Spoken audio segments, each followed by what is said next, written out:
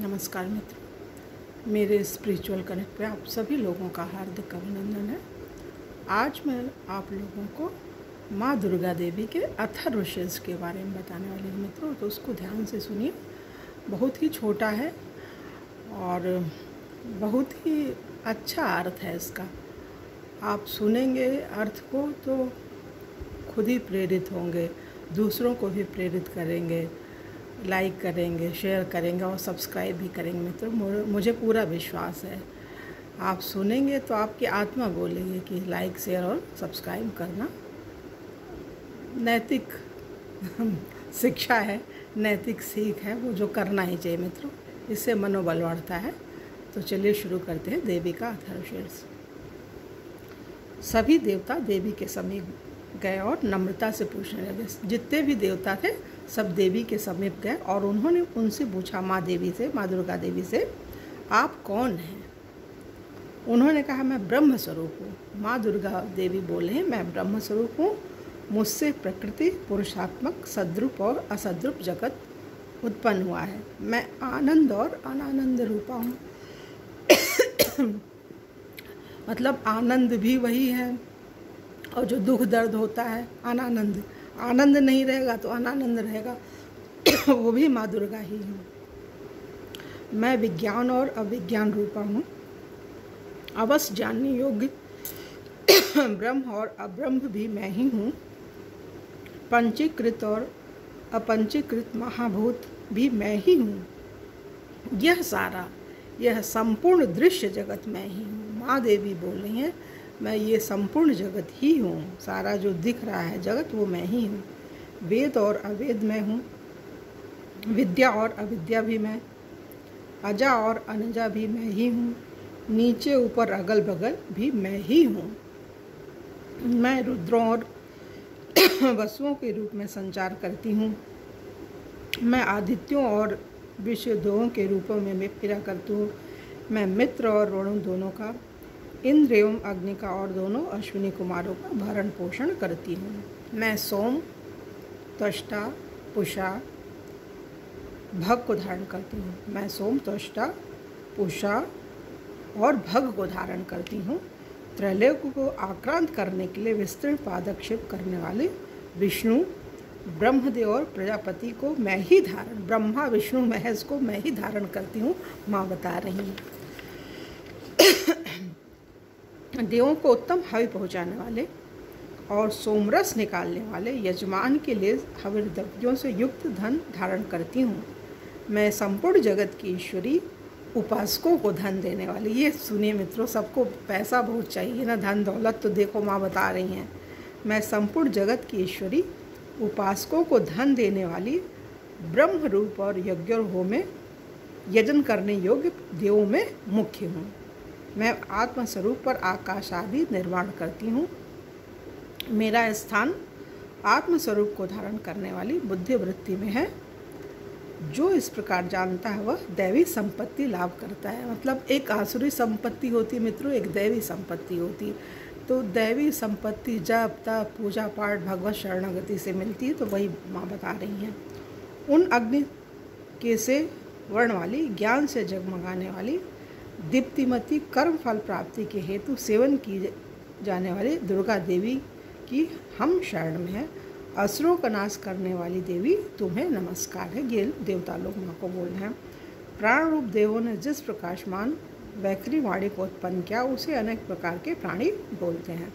वह कामधेनु तुल्य, आनंददायक और अन्न तथा बल देने वाली वाग रूपिणी भगवती उत्तम स्तुति से संतुष्ट होकर हमारे समीप आए। काल का विनाश करने वाली, वेदों द्वारा स्तुति हुई विष्णु शक्ति, स्कंद माता शिव शक्ति, सरस्वती ब्रह्म शक्ति, ये तीनों शक्तियाँ हैं तीन देवताओं की। ये फिर से सुनिए इसको मित्रों। काल का विनाश करने वाली, वेदों द्वारा स्तुत हुई विष्णु शक्ति, स्कंद माता शिव शक्ति, सरस्वती ब्रह्म शक्ति, देव माता अदिति और दक्ष कन्या सती, पाप नाशनी कल्याणकारिणी भगवती को हम प्रणाम करते हैं। हम महालक्ष्मी को जानते हैं और उन सर्वशक्ति रूपी का ही ध्यान करते हैं। वह देवी हमें उस विषय में ज्ञान ध्यान में मतलब प्रवृत्त करें, इस ओर हमारा ज्ञान ध्यान में मन लगे। हे दक्ष, आपकी जो कन्या अदिति हैं वे प्रसूता हुई और उनके मृत्यु रहित कल्याण में देव उत्पन्न हुए। काम क योनि ए कमला ई वज्र पाणी इंद्र ल गुह ह्रीम हसवर्ण मातरिश्वा वायु क अभ्रह इंद्र ल पुनः गुहा ह्रीम सकल वर्ण और माया हिम यह सर्वात्मिका जगन माता की मूल विद्या है और वह ब्रह्म स्वरूपिणी है।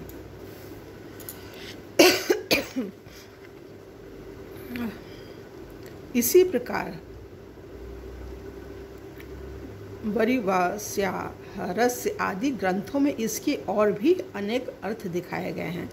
श्रुति में भी ये मंत्र इस प्रकार से अर्थात क्वचित स्वरूपोच्चार, क्वचित लक्षणा और लक्षित लक्षणा से और कहीं वर्ण के पृथक पृथक अवयव दर्शाकर जानबूझकर विशृंखल रूप से कहे गए हैं। इससे यह मालूम होगा कि ये मंत्र कितने गोपनीय और महत्वपूर्ण हैं। ये परमात्मा की शक्ति है। ये जो माँ दुर्गा है ये परमात्मा की शक्ति है। ये विश्व मोहिनी है, पाश अंकुश धनुष और बाण धारण करने वाली है। ये क्या क्या है? पाश अंकुश धनुष और बाण धारण करने वाली ये श्री महाविद्या है। जो ऐसा जानता है वह शोक को पार कर जाता है। भगवती तुम्हें नमस्कार है, माता सब प्रकार से हमारी रक्षा करो।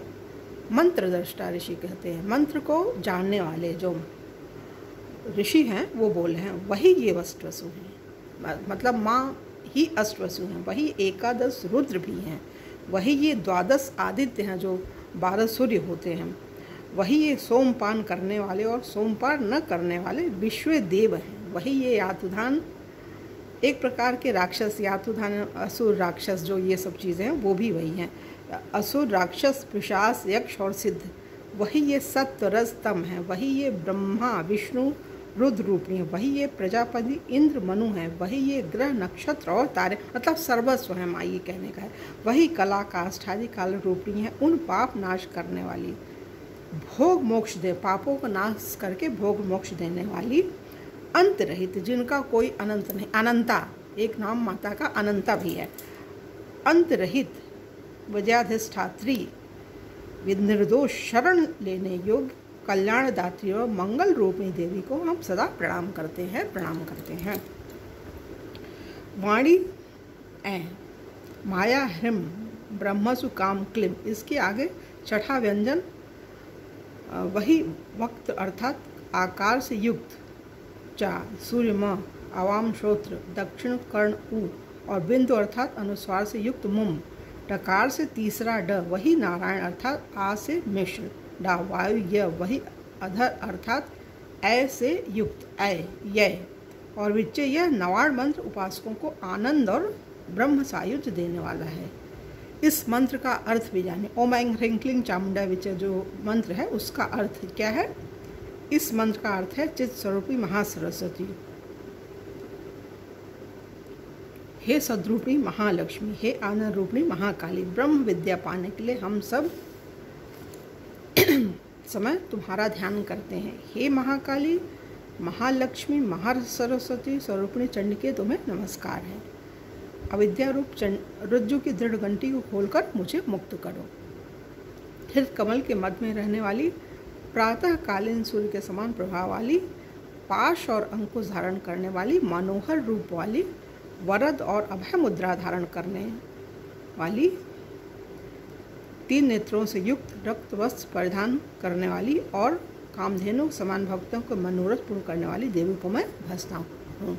महाभय का नाश करने वाली, महासंकट को शांत करने वाली और महान करुणा की साक्षात मूर्ति तुम महादेव को मैं नमस्कार करता हूँ, जिसका स्वरूप ब्रह्मादिक नहीं जानते इसलिए जिसे अज्ञेया कहते हैं, जिसका अंत नहीं मिलता इसलिए जिसे अनंता कहते हैं, जिसका लक्ष्य दिख नहीं पड़ता इसलिए जिसे अलक्षा कहते हैं, जिसका जन्म समझ में नहीं आता इसलिए जिसे अजा कहते हैं, जो अकेली ही सर्वत्र है इसलिए जिसे एका कहते हैं, जो अकेली ही विश्व रूप में सजी हुई है इसलिए जिसे नेका कहते हैं, वह इसीलिए अज्ञेया अनंता अलक्षा अजा एका और नका कहलाती हैं।